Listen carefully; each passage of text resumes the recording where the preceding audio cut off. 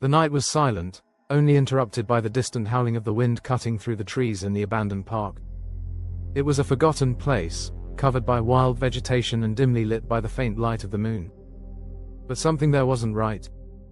A small child, dressed in worn clothes, walked alone in the dark, their large and vacant eyes fixed on the camera. She stopped abruptly, as if waiting to be found. Then, with a soft but gravely serious voice, she repeated the same words over and over. "They want to come back. They want to come back." Before anyone could react, she disappeared into the shadows, leaving behind only an eerie echo that seemed to come from all directions at once. The camera focused on the empty space where she had been, while the sound of metal creaking echoed in the background. What could those words mean? And who were they? In that small town forgotten by time, stories about the rusted gate were whispered during winter nights. Located at the edge of the abandoned park, the gate had been sealed decades ago after a series of unexplained disappearances. Some said those who entered never returned. Others claimed they were still there, trapped somewhere between this world and the next. People avoided talking openly about it, but the rumors persisted. There were those who swore they heard screams coming from the depths beyond the gate, while others reported seeing distorted human figures watching them through the windows of old buildings. The place became a symbol of collective fear, something everyone knew about but no one dared to investigate. The gate was a disturbing sight, chains rusted and draped loosely across its entrance, with wild plants growing around it as if trying to swallow it whole.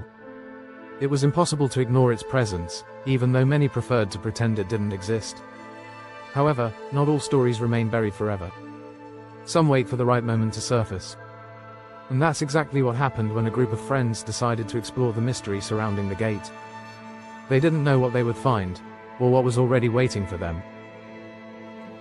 It was just another night at the local cafe, except for the excitement visible on the faces of 5 young people sitting around a table. They were united by an insatiable curiosity and a common desire to challenge the superstitions haunting their town. "Do you really believe in these stories?" Lucas asked, laughing as he played with his empty glass. His friend Clara responded with a provocative smile. "Not until we prove their lies." The group had heard about the gate countless times, stories told by worried grandparents or superstitious neighbors. But they saw no reason to fear something that seemed so absurd. For them, it was just another urban legend ready to be debunked. "Imagine if we're the first to cross it and show there's nothing there but folklore," Sophia suggested enthusiastically. Her twin brother Matthias immediately agreed, while Anna, always more cautious, hesitated before joining him, perhaps driven by the same adrenaline fueling her friends. When the clock struck midnight, they set out together, determined to face the unknown. They didn't know that what they would encounter would change their lives forever, or simply end them. The walk to the abandoned park was silent, broken only by the sound of dry leaves crunching underfoot. The moonlight filtered through the trees, creating sinister patterns on the ground. When they finally reached the gate, everyone stopped abruptly. It was even more imposing than they had imagined, chains rusted and hanging loosely, as if recently torn apart. "Someone has been here," Matthias murmured, pointing to fresh marks on the nearby wooden post. Sophia approached cautiously, shining her flashlight around. "It looks like someone tried to enter, or leave." The air felt heavier there, as if the very atmosphere resisted their presence. Clara ran her hand along the cold surface of the gate, feeling a strange vibration travel up her arm. "This is new," she said, looking at the others. Her confident tone now carried a hint of uncertainty. Anna swallowed hard as Lucas pushed the gate slightly. It groaned, revealing a narrow path covered with tall grass. The group hesitated for a moment, but curiosity overpowered fear. They entered, unaware that each step took them deeper into a nightmare waiting for them. Inside the gate, everything seemed different. The air was denser, as if carrying an invisible presence. The narrow path quickly turned into a labyrinth of corridors surrounded by damp stone walls covered in moss. The light from their flashlights flickered, projecting dancing shadows that seemed to take on lives of their own. "This isn't right," Anna whispered, clutching Lucas's arm. Their footsteps echoed in the oppressive silence, occasionally interrupted by distant sounds, something like muffled laughter or indistinct whispers. Clara froze when she heard a noise behind her. She spun around quickly, but no one was there. "It must be the wind," Sophia tried to reassure her, though her voice betrayed growing apprehension. Still, the wind couldn't explain why objects began moving on their own. A stone rolled across the floor without cause. A rusty door swayed despite immobile hinges. Matthias was the first to disappear.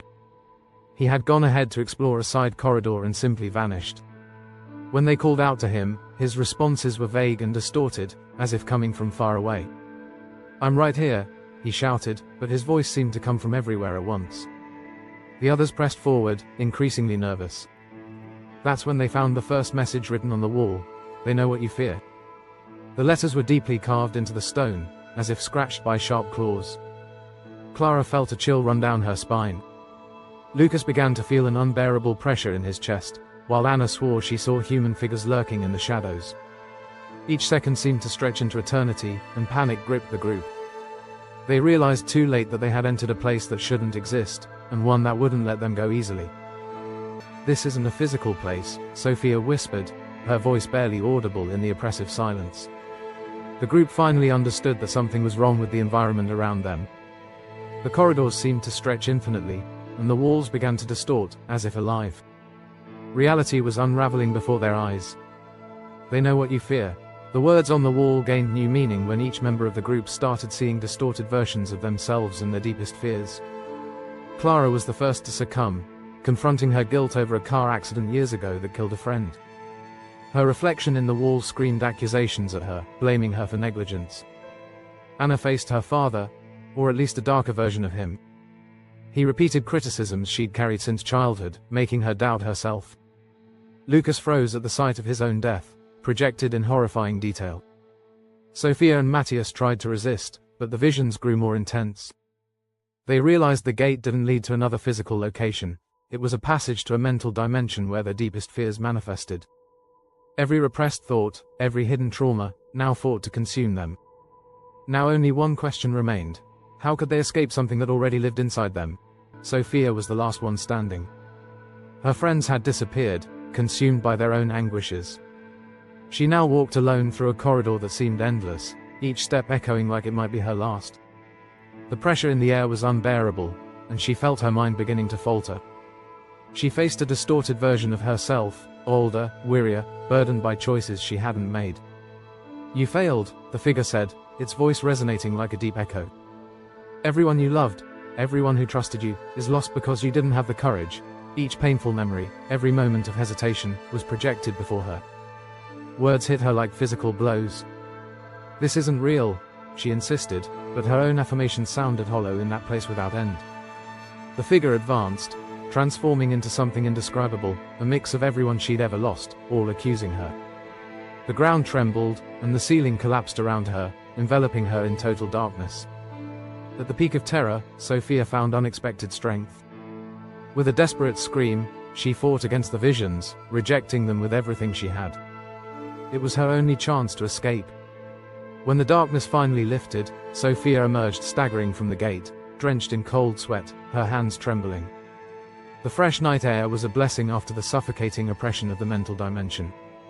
She looked around, relieved to be alive, but also confused. The abandoned park appeared unchanged, or was it just her memory failing? Running home, she barely processed what had happened. Back at her house, her curiosity led her to check the photos taken during the exploration. Each image showed the others as mere shadows, except for one specific photo. In it, everyone appeared clearly, including Sophia, and another strange figure behind her, smiling directly at the camera. Her heart froze. Now everything made sense. They had already been dead from the start. And her? Perhaps she had never left. The gate slammed shut behind her with a deafening roar.